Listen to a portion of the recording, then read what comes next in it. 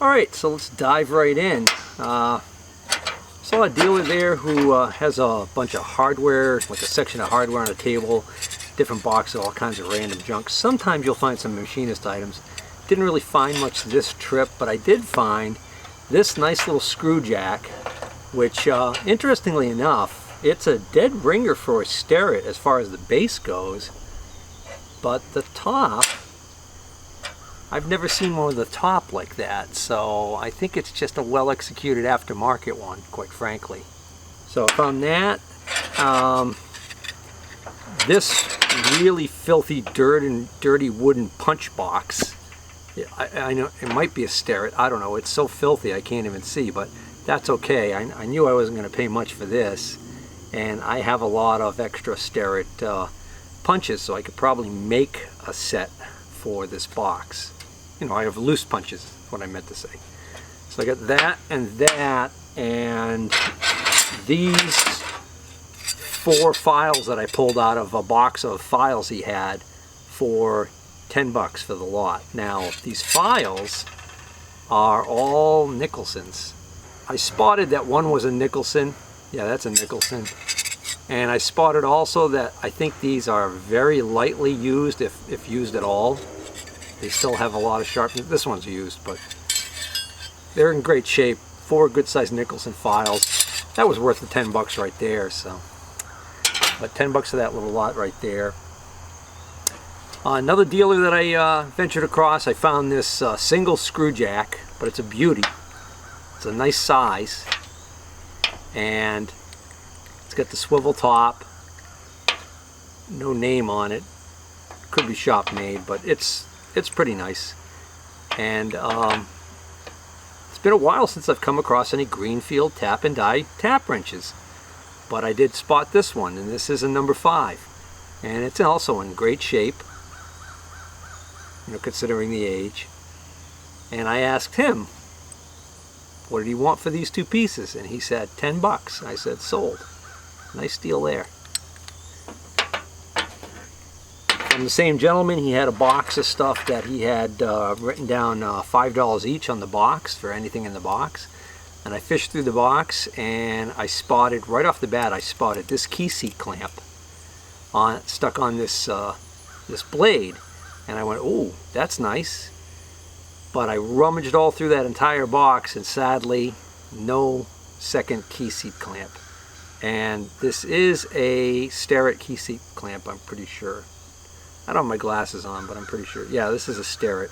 So this is an original Starrett key seat clamp, but it's a single. These are sold in pairs. And it was on this blade right here, which is an early Starrett 6-inch combination square blade. And then I found this little, I think it's General, yeah, this little General hardware pin vise that has this nice spinny top to it, which actually, I think this might actually be a precision screwdriver that had interchangeable blades maybe, but it could easily double as a pin vise. Just got a collet in there, so whatever you want to shank in that thing. Shank? What the heck am I saying? Anyways, I was able to get both of these for 5 bucks for the pair, because he realized that these weren't. He had a bunch of other stuff in there, which I think is what drove him to put $5 each on the box, and this was not the stuff that he was concerned about. So, and since I already bought those other pieces, so I got a good deal there. This is one of those things that I saw at the field that I was in on Tuesday. I saw this dealer, and he wasn't very flexible on his prices. He had a box of random Machinist stuff. Went back on Friday, and same dealer, same spot, same box of junk. Was a little bit more flexible, and was able to get for 20 bucks these 3 items, which is this little hand vise, which I had offered him 5 for on Tuesday, and he said no. It's a nice little hand vise. It's got the spring is still in there, and it's got a brass wing nut there for adjusting it. These are handy. Nice little thing to have. The ones with the flat bottom part on the hinge right here are especially nice, because you can then clamp this in a larger vise. So I got that. This combination square which is pretty modern looking, clean as a whistle. Bubble is intact. But what caught my eye is that this sucker is marked made in England. So no manufacturer on there. It's got millimeters on one side and imperial on the other. So I don't know who made this, but it's just a nice little square, 6-inch. Would be expensive as heck in Starrett. It's probably still a pretty decent quality piece. This might even be a Brown and Sharp because it's made in England, and I know Brown and Sharp did have a plant making stuff in England, but it could easily be just some other brand. Who knows? And this item here, so I figure I'm into this for $5 and this for $10, and then $5 for this Brown and Sharp Best Test Indicator box, which it's just the box inside the original cardboard box for the Best Test.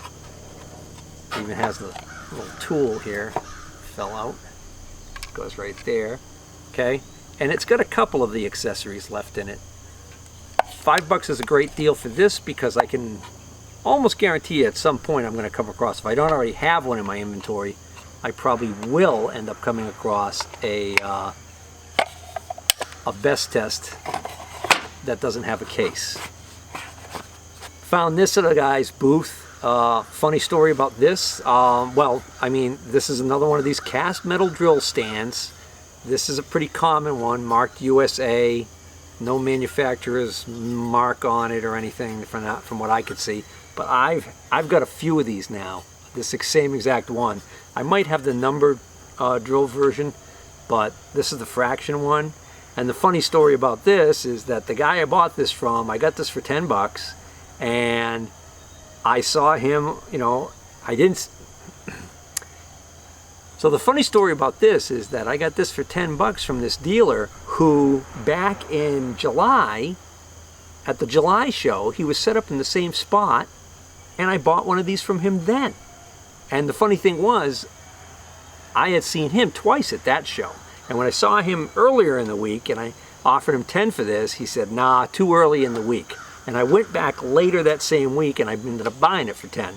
This time I was already there later in the week. I hadn't seen him earlier. I didn't work my way down that far down the road. So I just hit him for 10, and then when he said sure, then I told him this funny story, you know, because he loved having his time wasted. And no, but seriously, he ended up actually saying to me, I said, geez, he says, you know, he says, next time, just tell me you buy him for less than that and I'll work with you. So now I know when I see him in the future and he has these cast metal drill indexes like this, he'll probably just work with me at $10 on a piece on them. Early in the morning, like right off the bat, I ended up buying I'll show you a little bit later, is a Gamewell firebox clock mechanism, just the internals. But from that same guy, he was just looking to get rid of stuff, and I spotted these two knives, and I looked at this one, and I'm not a knife guy, but I'm starting to get into knives, you know. So like those guys on infomercials, they're knives. Well, anyways, I took this one out of its case and I looked at it and I realized it says Fishmaster stainless. So it's got the teeth on the back here. I think this is for getting the scales off the fish, and then it's just a, you know, good old straight fixed blade knife. But it says Colonial, Providence, USA.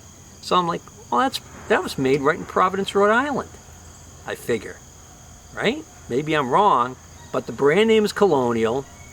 So it's in a nice original sheath. I have no reason to believe this isn't the original sheath because it's got a big bass or something on the sheath tooled into it. It's in great shape. It's got like what feels like a plastic cheesy handle though. But I figured, hey, you know, I should take a chance on it. So I asked him how much for the knives, and because I was worried that one of these might be worth a lot more than the other. So I asked him about how much for the knives. He says, well, you want all of them? He says, take them all for 15. And what he meant by all was he meant these two knives, and there was a long cutlery knife. It was a cutlery set. It was the knife and like the fork, the meat serving fork, and a sharpener. It's a 3-piece set. It didn't look very good to me as far as quality goes. I didn't really want to mess with it. So I said, I really don't want all of it. I said, how about I give you 10 for these two? And he said, sure. So I'm into these for 10 apiece. The irony being, this one, marked Providence, it turns out this is not a very valuable knife. These sell for about 20 bucks on eBay, okay, in good condition, and this one's in good condition. And then I saw one that only brought like 10 bucks, but I noticed that one looked like it was much more beat up. I didn't see what the condition of the blade was, but the scabbard wasn't as clean as this one. But the funny thing is, maybe this one's the better knife of the two. I have no idea who makes this knife. I don't see any identification on the sheath, which I guess that's not uncommon for these. Again, I'm not a knife guy, so I don't know. This clearly looks to me like the guy's name was FM, so he carved his initials into it, no biggie there. There is, well, I guess this is maybe, yeah, okay, so then he creatively carved FM on the handle, okay. And then blade's rusty, but it's not like completely ground so badly that it couldn't be resharpened and used. It's got this I don't know what you call this part right here, bolster. I don't see. I hate not knowing. I should learn the terminology. This metal part right here appears to be out of some sort of almost like an aluminum or something material. Appears to be the same material as this butt part right here, whatever that's called. The construction is, the shank is one piece with the blade is one piece with the part that goes through the handle here. It must be threaded on the end, and then there's a brass screw that threads in to a recess in this part right here. So it's got kind of a neat construction to it.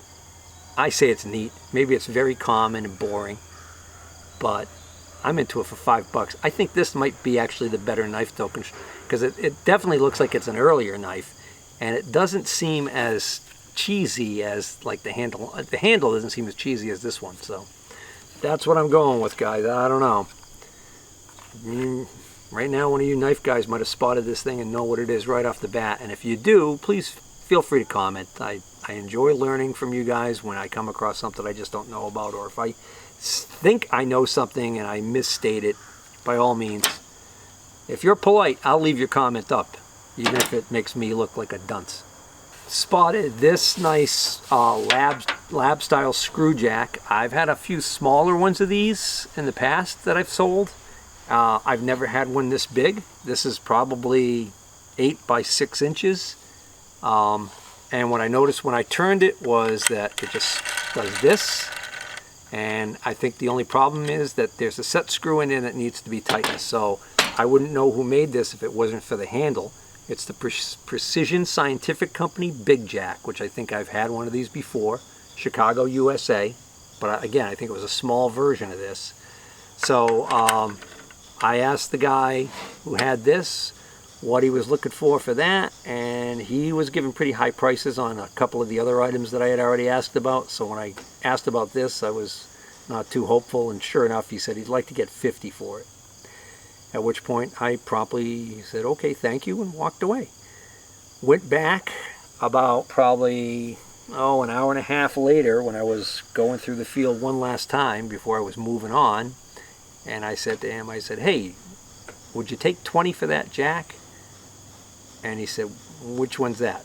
And I went in, I pointed it out to him, I picked it up, and he was like, ah. And I said, well, you know, the handle just spins, I'll have to tighten the handle or something like that. And he said, yeah, I might just be missing the screw. I said, yeah, it might be just that. But I said, you know, I don't know what you got into it, but I'd be willing to give you 20 for it. And he said, yeah, okay.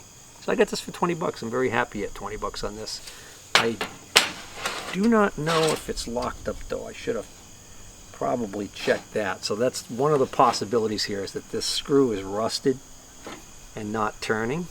So I will have to maybe address that. Oh, it's not locked up at all.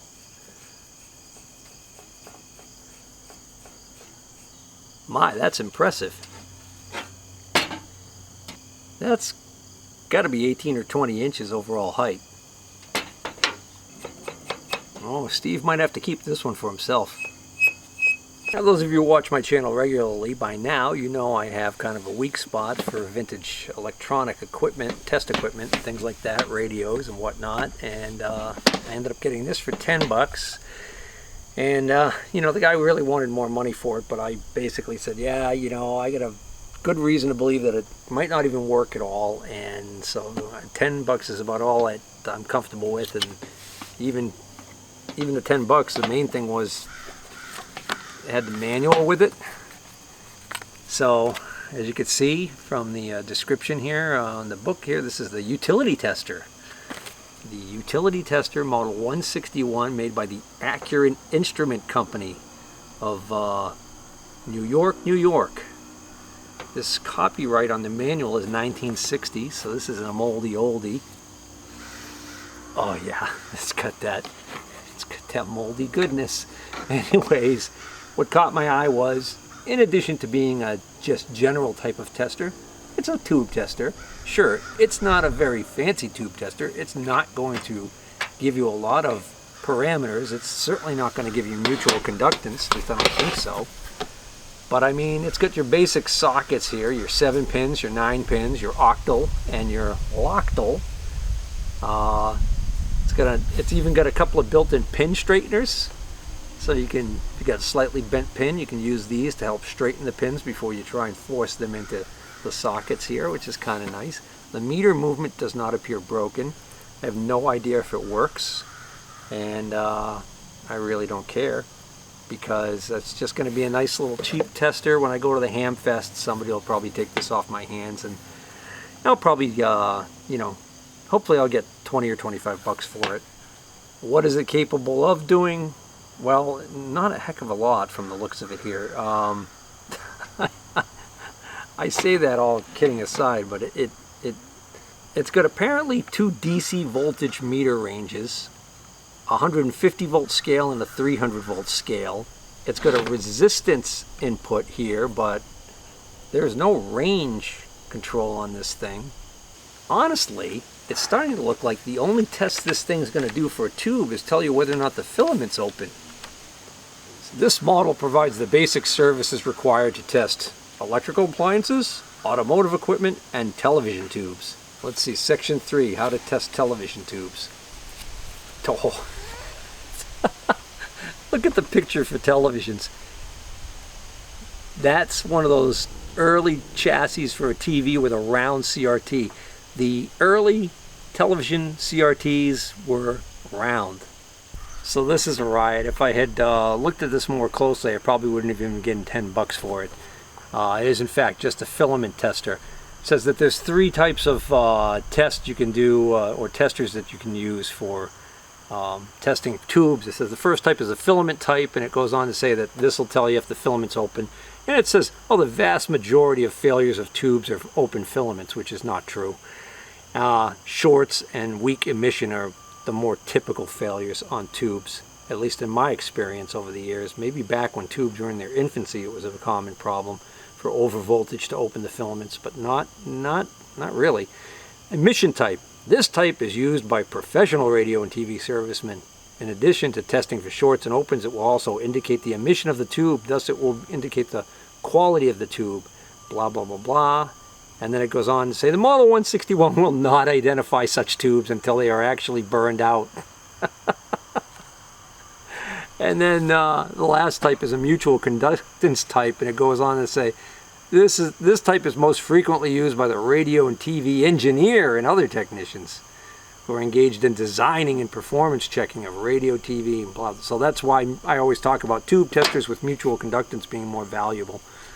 They tend to be the higher end tube testers. So this is just a filament. And then it goes on to tell you that, how to test CRTs. So your cathode ray tube, how to test TV picture tubes, or as we now call them, CRTs, or you might not call them that at all because nobody uses them. But So here you go. If you want to test your CRT for an open filament, you basically use this device right here to plug onto the back of the picture tube, or CRT. Alright. I wonder what this trades for on eBay. So if you're lucky, you can get 20 bucks for this on eBay. Later in the day, I was walking back and came to a dealer who was putting stuff away and happened to spot this grinding vise. Now, it's rusted on this side, which makes it look kind of nasty. On this side it looks pretty good, and the bottom, which is the real important part of it, is actually in pretty good shape. So I was like, wonder what I can get that for. So this vise was sitting there next to it, but I didn't really pay much attention to it because I thought it was going to be too much money. This big V-block, which is a, looks like it might be a knockoff of a Starrett, unless it's underneath all that rust. Again, rusty on that side, got the original clamp. That looks like a Starrett clamp though, so I think this is a Starrett. It's either a Starrett or a Brown & Sharp. You just had the one block. Again, the business area is not anywhere near as rusted, nor is the bottom. So I didn't pay much attention to these at first. When I asked him how much for this, he said $5. And I was like, oh, alright. And then he wanted me to take everything. But then what he said was, he said $5 each on any of those. So I got this big vise here, which has a little bit of grinding damage right here, but otherwise is in pretty good shape for $5. And then I got the V-block, like I said, with the clamp for $5. Grinding vise. And this I passed on, and he said just take it. He didn't want me to leave it with him.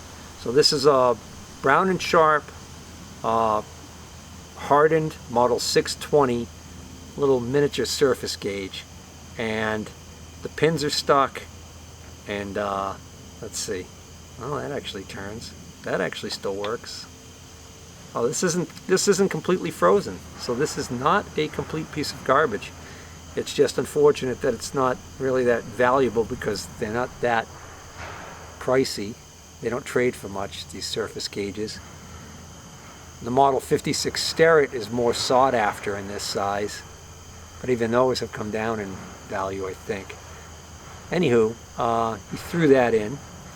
I went through some of his other boxes on another table and spotted this pouch right here for 829S small hole gauges. Opened it up, complete set. Decent shape, not all rusty. They actually look like they've been oiled to keep them preserved. Asked how much for this little set of gauges? $5. Can't beat that with a stick. Wish this guy had a bunch of other stuff, but who knows how much he sold earlier in the week before I got to him.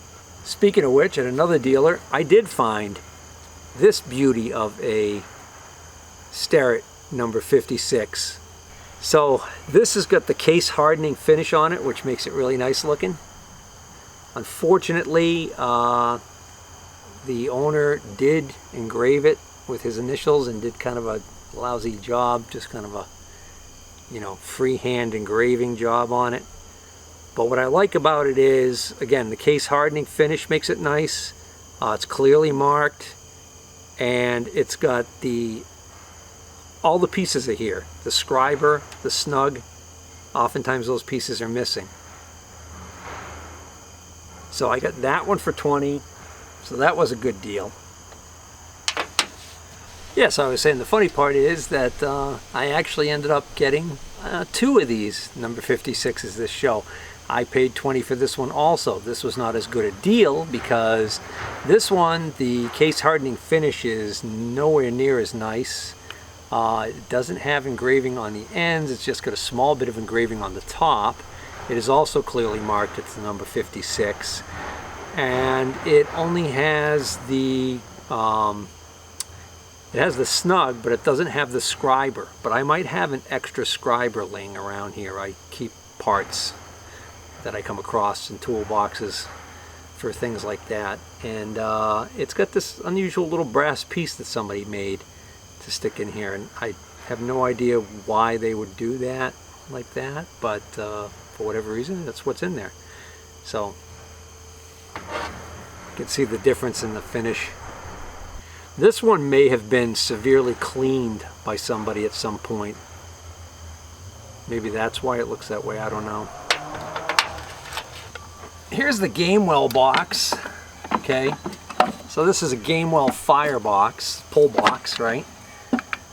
So it's kind of hard to recognize it, but this is the back plate that would mount to a pole, typically.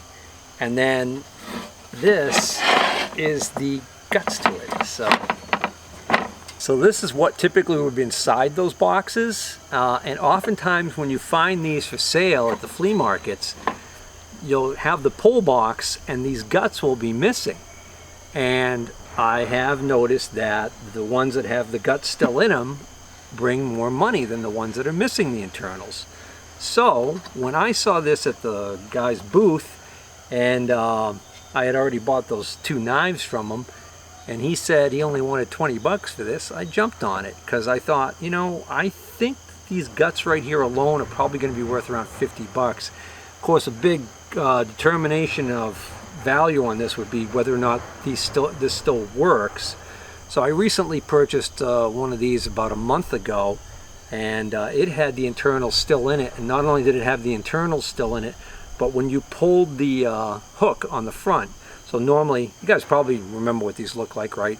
The red, like little door, looks like a little house, and there's a white part you pull down that gives you access to a big like switch that you pull down on. And when you pull down on that switch, that would trigger something right in here that would start the clockwork mechanism.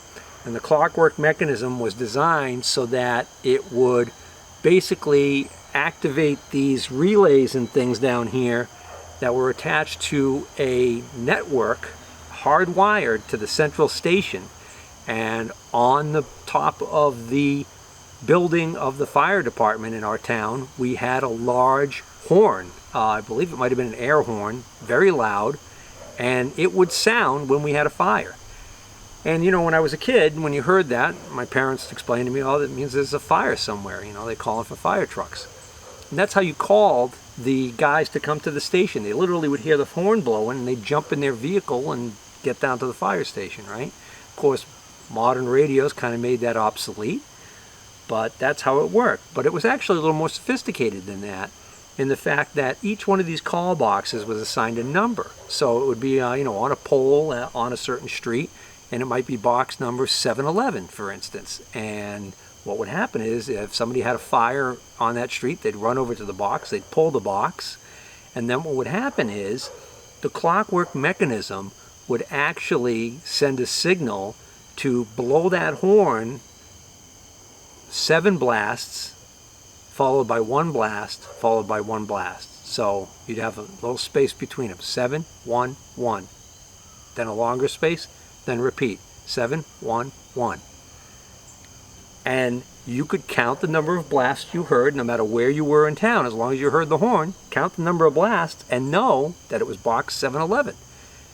And most firefighters would probably be able to look at a chart or something, I guess they kept at their house, and go, oh, okay, I missed the truck at the station, I can go directly to the site, you know, of the fire. Enough about that though. So let's take a look at what's in here. So when we open this up, we've got this glass, well, not really glass cover, plastic cover, okay, it covers this clockwork mechanism over here, and right in here is where the key would go that you would wind this up. This is a clockwork mechanism. So the weird thing is, we're missing something. We're missing something to trigger this. I don't have my other box handy, so I can't compare it to see what's missing. To reset box, reset remote station, turn trip handle fully clockwise. So that's probably what went in here. This little cam right here, I know that this is how they would set the numbers. So I can tell by looking at this that I'm counting the teeth. 2, 4, 2, 4, 6, 7, 1, 2, 1.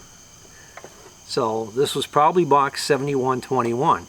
Okay, my mistake. This is a threaded shaft right here, and the fact that it's accessible when this cover is in place tells me this probably the key would screw onto this right here to wind this up, because I could see the main spring is in there. The main spring appears to be fully wound, because if I try and rotate this way, you can hear it actually try and do something.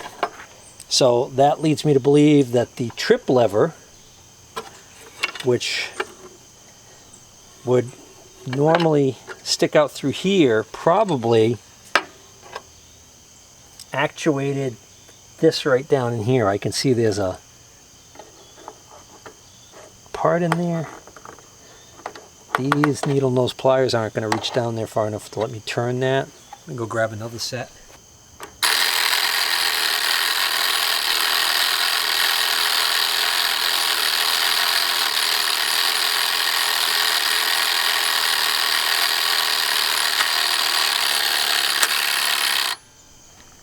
Okay, so I guess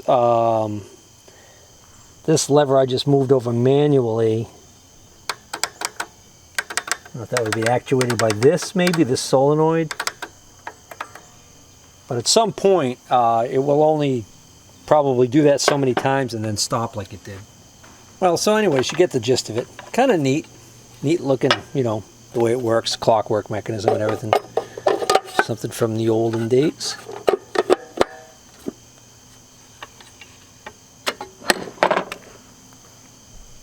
I got one more item to show you after this last group of machinist tools, but let's get through these machinist tools real quick. So the rest of the contents of this box I bought from an individual who I had bought from earlier in the week, which you probably saw in my previous video to this one, which was my first day out shopping. And I had bought a whole bunch of stuff from him back in July at the same show.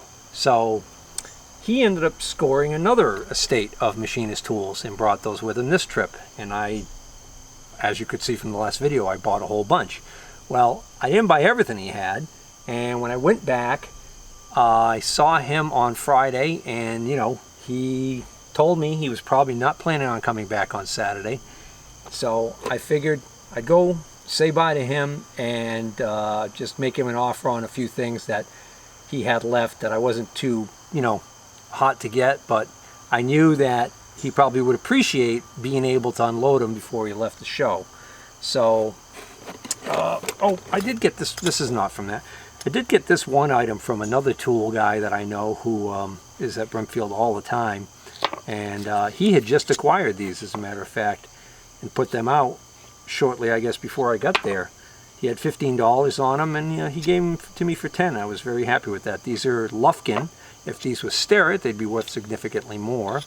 But these are Lufkin number 902 hold downs. So these are wedge-shaped deals here. Let's see if I can give you an idea of what they look like from the end. Okay. They look almost like if you just found one of these in a toolbox, you would probably mistake it for a straight edge. But what these actually are, these are for holding down very small parts on a mag chuck for surface grinding operation. And these are in really nice shape, and they're worth the 10 or 15 bucks all day long. So again, same exact thing in Starrett, significantly more money. They're worth about $40 in Starrett, I think, for a set this size. They did make different lengths in Starrett. I'm assuming they probably made different lengths in Lufkin too. But anyways, now we get to what's left in the box here. So when I saw him earlier in the week, he had a ton of micrometers there. And of course, I'm lousy with micrometers. I've got so many, so I don't tend to buy the micrometers unless they're specialty micrometers. Something unusual about them, like multi-anvil, interchangeable anvil, pitch micrometers, blade micrometers, those kind of things. These are just regular old micrometers. These are Starrett drill indexes. These prices that are on here, he told me these are prices that the gentleman he went to and bought all this stuff from, apparently he had priced all his stuff ahead of time. So he had these prices on here, and you can see he had $30 on these 186 drill indexes. And I was like, wow, I don't know where he came up with that for used drill indexes. And the guy I bought these from said, well, maybe he meant for 2 of them, you know, maybe it was $30 for the pair. But why would you want to necessarily buy 2 189s unless, I'm sorry, 2 186s unless you were in resale, you know? So, and then same thing with these. These are both identical. These are both, oh no, they're not. This is a 187. And this is a 185. And he had $40 on this.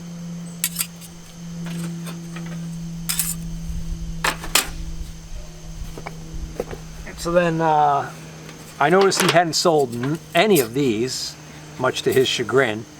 So I said, well, I see you didn't sell any of those.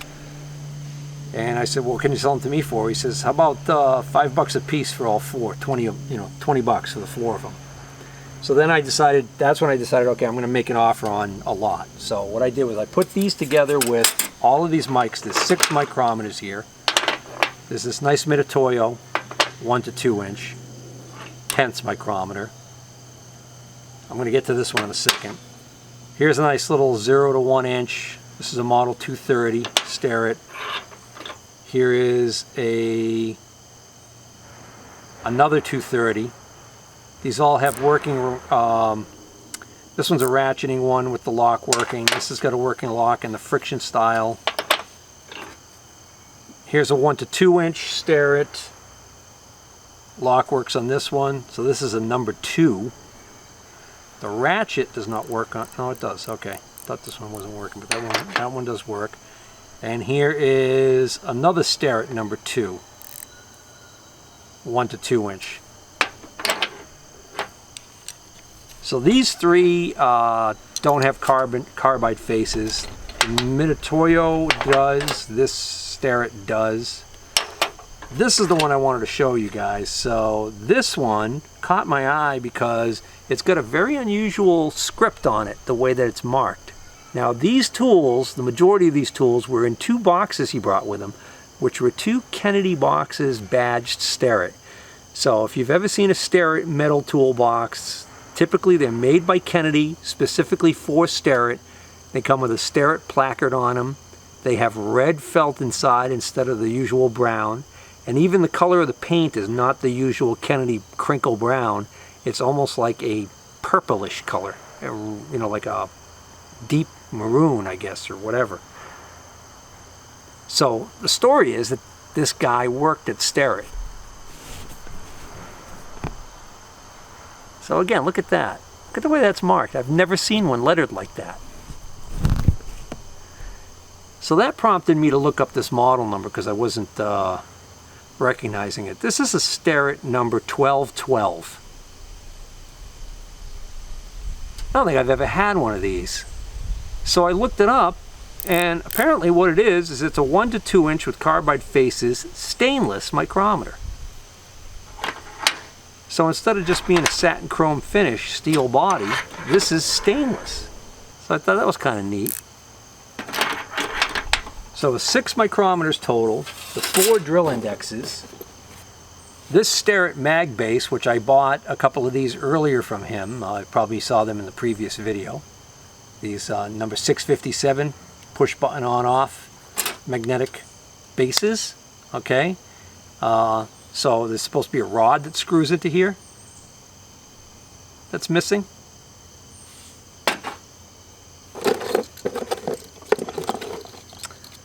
This handful of random Starrett pin vices, which there are actually 1 full set.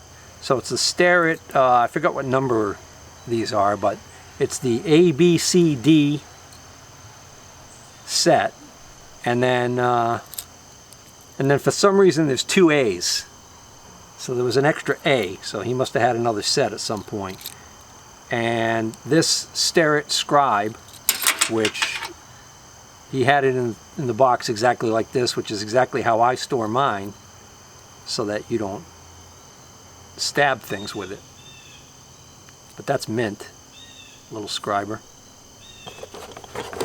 And this Starrett radius gauge set, which I had seen earlier in the week, but he had 20 bucks on it, and I didn't want to give more than 10 at the time, and he was going to hold out for 15, and I said, that's fine, so you'll probably get it. And I was wrong, because it was still sitting there come Friday, and so got it for the 10. And in actuality, what I ended up doing was I put this all together, and I told him, I said, I'm going to give you a price for this whole lot. If you want to move it, that's fine. If you want to hold out and wait, that's fine too. I don't know what how well you did with the other stuff you sold. So I told him 100 bucks for this lot right here. And he counted with 110, and I told him, I said, no, I said, you know what, 100's my top. And I said, and I'm perfectly fine if you want to wait, and try and sell it for more or whatever. But he said, no, he says, you bought a lot of stuff from me already. So he said, sure, take it. So I got this lot for 100 bucks. Oh, I'm sorry. I forgot about these two little items. Found a really junky old wooden Machinist tool chest, missing the front, not worth making an offer on. Happened to be going through the drawers and found this one little Starrett pin vise and this Starrett center head, and ended up getting the two pieces for $5. Alright, so that's all that. Now, here's the final item. This was, again, late in the day. Went into a booth I hadn't been in all week. Went over to an area where the guy had some vintage stereo equipment and other various electronics. He must have researched prices on a lot of the stuff, because he had a Bose 901 active equalizer, which is a little wooden box about that wide, about that tall, about that deep. It was very, very clean. And what that was back in the day, Bose had a famous pair of speakers that they came out with called the Bose 901s that were on these stands, and they used direct reflecting technology. So they were very unique, and they worked in conjunction with this special electronic crossover that was in this box. And so when you bought those speakers, you had the box with it. Well, as years went by, those boxes would go missing, and people would come across 901 speakers, and they'd try and wire them up directly to their stereos, and they sounded horrible. And the reason being is that they didn't have any crossover networks in them. In fact, it was a really good way to blow the speakers, because you'd be sending full power to like the tweeters in those speakers, or the smaller drivers. Long story short is, you need that crossover network to make the 901s work correctly. Well, this was clean as a whistle, and I haven't priced those crossover networks in a while, so I don't know what the heck they go for. But just the fact that it was so clean made me think, boy, if it's cheap enough, I'll take a chance on it. But when I asked him for the price on that unit, he wanted 200 bucks. So I haven't looked them up on eBay, but he must have looked up and just saw that somewhere along the line somebody got a ton of money for one. Either that or he wasn't looking at sold auctions, because I was kind of shocked. 200 bucks. Anyways, this he wanted 20 for. And when I walked up, I wouldn't even notice this necessarily, except for the fact there was a guy looking at it while I was there. He had it opened up and was looking at it. And when he put it back down without even asking the guy for a price, I immediately picked it up and was like, I'm going to find out what he wants for it. Sony, are you intrigued yet? So we get a button over here we push to unlock this, which makes this open up like so. And what we have here is a really nice Sony portable receiver. So this is the Sony ICF-7800 FM, shortwave, and marine wave 3-band receiver. It's got this cool signal strength meter built into it, which is what caught my eye when the guy was looking at it. I was like, that's kind of neat. The antennas aren't broken. The case is actually in pretty darn good shape. There's some discoloration on the bottom here, and on the side there's a spot where it's discolored. The tuning knob appears to work perfectly fine. We've got a band switch, we've got a volume control, bass and treble control, we've got 3 rocker switches, automatic frequency control, that's to help control drift, meter select for either tuning or timer. I don't know why you have a meter timer. Power button. It's got a built-in light, backlight. So the reason why they have a switch for the backlight is so that you can save battery power. Only use the light when you need it. And here's the timer over here. You can either set the timer for minutes or hours. So I guess if you want, I'm guessing you could set this thing to play for a certain amount of time as you're falling asleep. So he wanted 20 bucks for this thing. And so here's the thing about this radio. If this radio is junk and doesn't work, it's probably just worth about $20 or $30 max for parts, like the fact that the antennas aren't broken and the case isn't cracked. If it works, then this thing's worth upwards of $70 to $90 possibly, based on previous sales. So this uses 4 AAA batteries. I did my best to look down inside here for corrosion. I saw like barely any, very little sign of corrosion on the contacts on this end, which made me think, okay, we might be in good shape here. So, oh, we might have a clunker. Well, these are Amazon Basics batteries that my wife ordered a case of off of Amazon. With Amazon Prime, I think these were, with free shipping, I think it was like $5 for like 50 or... Well, no, not quite that cheap, but they're cheap batteries. Oh, I put those batteries in backwards. No, I didn't. Okay. 4 fresh batteries. Hey! Things will look it up. Turn the volume down here. Let's see, let's go... Alright, we're on FM. So one of these 2 antennas should be the FM antenna. I don't know which one. Well, probably this one by the fact that it's already coming to life. Live tour with Patrick Mayberry. Fridays at low to moderate at 1.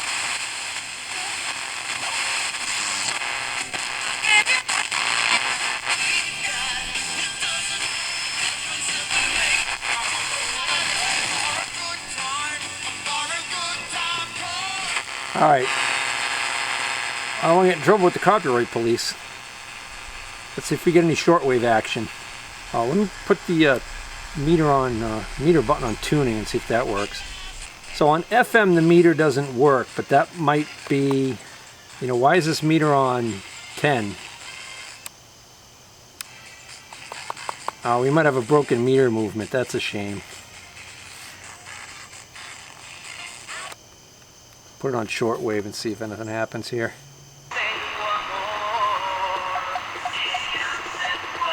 Anybody's opinion. So that every 10 minutes with traffic on the 3s on WBZ, Boston's news radio. Life doesn't happen on the spreadsheet.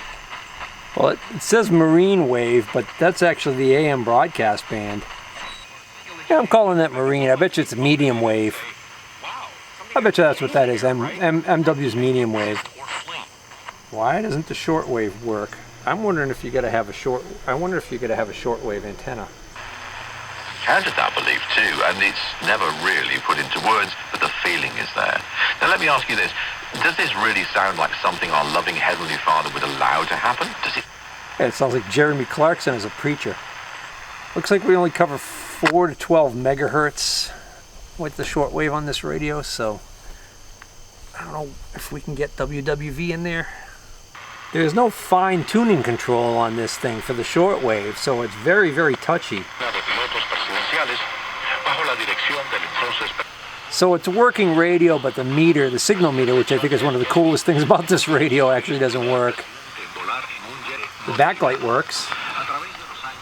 Well, how do you like them apples? It does. That's kind of neat. So you can either set the timer to have the radio turn on after a certain amount of time in minutes or hours, or you can set it for the radio to turn off after a certain amount of minutes or hours. I like it. So the only thing I can find wrong with this radio is the meter. Well, guys, that's going to bring this episode to a close. If you enjoy these pick videos, please hit the like button. If you're not already a subscriber, please consider subscribing and sharing the video. Until next time, take care.